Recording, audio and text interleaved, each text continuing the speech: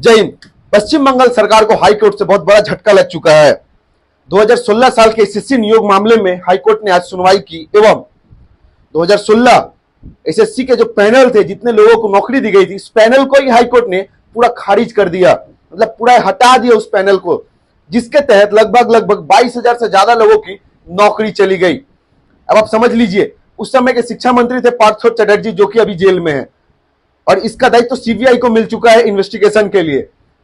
अब यह सोचने वाली बात है कि राज्य में शिक्षा दुर्नीति जिस मामले पे चल रही है, कहीं कुछ युवा शिक्षा में रोजगार के लिए आवाज उठा रहे, धरना मंच पे धरना दे रहे, उसी बीच हाईकोर्ट का जो ऑर्डर आता है कि 22,000 से ज्यादा शिक्षकों की नौकरी चली गई। मतलब ये तो वो सपना हो गया कि इंसान सोया, सो के उठा तो सब खाली। और उसके साथ साथ हाईकोर्ट का ऑर्डर ये भी है कि उन्होंने जितने दिन तक सैलरी ली है, उस पूरे पैसों को उनको रिटर्न करना होगा, बकायदा सूद सहित। जितना अमाउंट होगा ना, उसमें सूद सहित उनको सरकार को रिफंड करना होगा। और 22,000 से ज्यादा लोगों की नौकरी चली गई। अब आप सोच लीजिए, 2016 साल का स्कैम था और आज जाके कोर्ट ने उस पर ऑर्डर सुनाया। हालांकि कलकत्ता हाईकोर्ट के पूर्व जस्टिस गांगुली जी जो थे, वो इस पे लगातार अपनी प्रतिक्रिया रख रहे थे, जिसके ऊपर उन पे आरोप लगाया गया था कि वो विरोधी पार्टियों के पक्ष में रह के मतलब समर्थन कर रहे हैं, अपना बयान दे रहे हैं।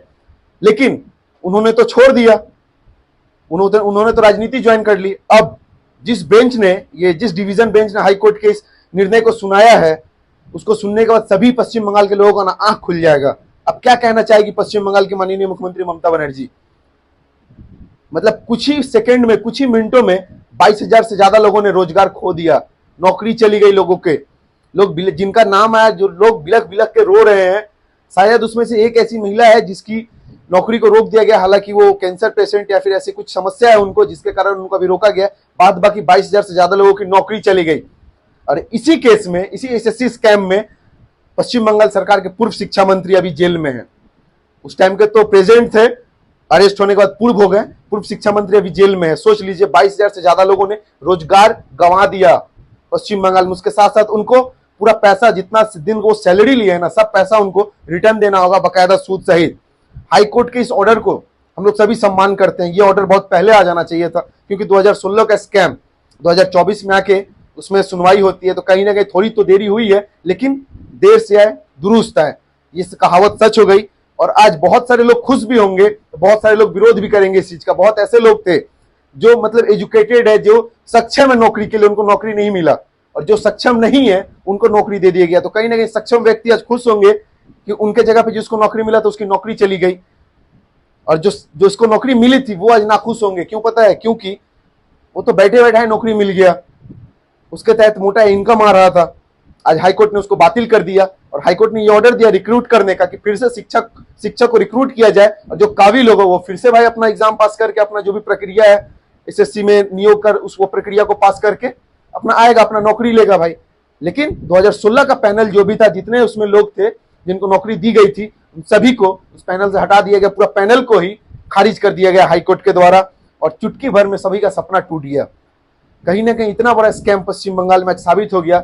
इस स्कैम को साबित करने के लिए लगातार कोशिश की जा रही थी, विरोधी आवाज भी उठा रहे थे, पूर्व जज साहब भी आवाज उठा रहे थे, उनका आवाज को दबा दिया गया। लेकिन आज जिस डिवीजन बेंच ने इस सुनवाई को रखी है, जिस डिवीजन बेंच ने सुनवाई की है, उसके बारे में पश्चिम बंगाल की माननीय मुख्यमंत्री क्या कहना चाहेगी। एक झटके में 22,000 से ज्यादा लोगों की नौकरी चली गई। आखिर क्यों गई? जब वो लोग सक्षम थे, अपने मेहनत के दम पे रोजगार लिए थे, नौकरी पाए थे, शिक्षा के दम पे उनको नौकरी मिली थी, तो उनकी नौकरी आखिर क्यों गई? क्यों हाईकोर्ट को जरूरत पड़ी उनकी नौकरी लेने की? 22,000 से ज्यादा लोगों की, मतलब समझ रहे कितने घर में मातम का माहौल होगा। 22,000 से ज्यादा लोगों की नौकरी चलेगी, उनके परिवार का क्या होगा? उसमें से सब बड़े घर के नहीं होंगे, बहुत ऐसे मध्यवर्गीय लोग होंगे जिनको नौकरी मिली थी, उनकी भी नौकरी चली गई। उसके बावजूद फिर से नियोग का जो प्रक्रिया होगा, उनको फिर से पास करना पड़ेगा, फिर से एग्जाम देना पड़ेगा, सभी प्रक्रिया से पास करके फिर से उनको नौकरी लेनी पड़ेगी। तो कहीं ना कहीं एक तरफ से खुशी का माहौल है, तो दूसरी तरफ गम का माहौल है। लेकिन खुशी पश्चिम बंगाल वासियों के लिए कि एक स्कैम का पर्दाफाश हो गया पश्चिम बंगाल में, और माननीय मुख्यमंत्री इस पे क्या प्रतिक्रिया देना चाहेगी, ये उन्हीं पे डिपेंड करता है। लेकिन ठीक लोकसभा से पहले ऐसा स्कैम का पर्दाफाश लोकसभा में बहुत बड़ा इफेक्ट डालेगा। लोकसभा इलेक्शन में इसका बहुत बड़ा इफेक्ट देखने को मिलेगा आप सभी को। खैर, इस स्कैम के बारे में आप लोग क्या कहते हैं, कमेंट बॉक्स में जरूर बताएं। तब तक के लिए जय हिंद।